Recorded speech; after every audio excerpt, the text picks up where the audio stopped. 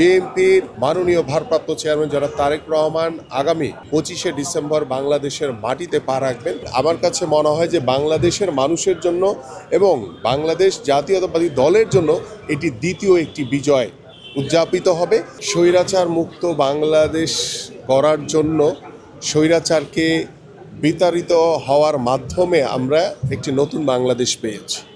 ঠিক একইভাবে আমরা বিশ্বাস করি যে দীর্ঘ 17 বছর স্বৈরাচার শেখ হাসিনার বিরুদ্ধে, স্বৈরাচার সরকারের বিরুদ্ধে বাংলাদেশ জাতীয়তাবাদী দল বিএনপি রাজপথে থেকে আন্দোলন সংগ্রাম করেছে এবং সেই আন্দোলন সংগ্রামে নেতৃত্ব দিয়েছেন আমাদের মাননীয় ভারপ্রাপ্ত চেয়ারম্যান জনাব তারেক রহমান, এবং তিনি বাংলাদেশের মাটিতে প্রত্যাবর্তন করবেন। আমার কাছে মনে হয় যে বাংলাদেশের মানুষের জন্য এবং বাংলাদেশ জাতীয়তাবাদী দলের জন্য এটি দ্বিতীয় একটি বিজয় উদযাপিত হবে, এবং সেই বিজয়ের জন্য আমাদের প্রিয় নেতার প্রত্যাবর্তনের জন্য বাংলাদেশ জাতীয়তাবাদী দল বিএনপি এবং সারা বাংলাদেশের মানুষ অপেক্ষারত রয়েছে।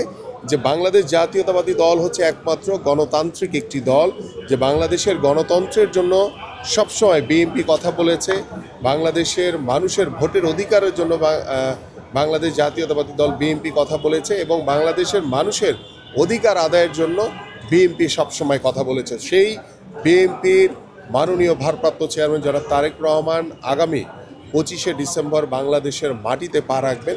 আমার তার কাছে মনে হয় যে আমরা আরেকটি গণতন্ত্রের বিজয়ের জন্য অপেক্ষা করছি। ডেফিনেটলি এটা তো আসলে বাংলাদেশ জাতীয়তাবাদী দলের প্রত্যেকটি নেতাকর্মীরা অত্যন্ত উচ্ছ্বাসিত, এবং এদেশের সাধারণ মানুষ অপেক্ষায় রয়েছে যিনি গণতন্ত্রকে পুনরুদ্ধারের জন্য দীর্ঘ 17 বছর প্রবাসে অবস্থান করে বাংলাদেশ জাতীয়তাবাদী দল বিএনপিকে ঐক্যবদ্ধ করে, এদেশের সাধারণ মানুষকে ঐক্যবদ্ধ করে ওই স্বৈরাচারের বিরুদ্ধে যেভাবে আন্দোলন সংগ্রাম করেছেন, সেই মানুষটি যখন বাংলাদেশের মাটিতে পা রাখবে, বাংলাদেশে আমার কাছে মনে হয় যে আমরা গণতন্ত্রের পথে আরেকটি ধাপে এগিয়ে যাব ইনশাআল্লাহ।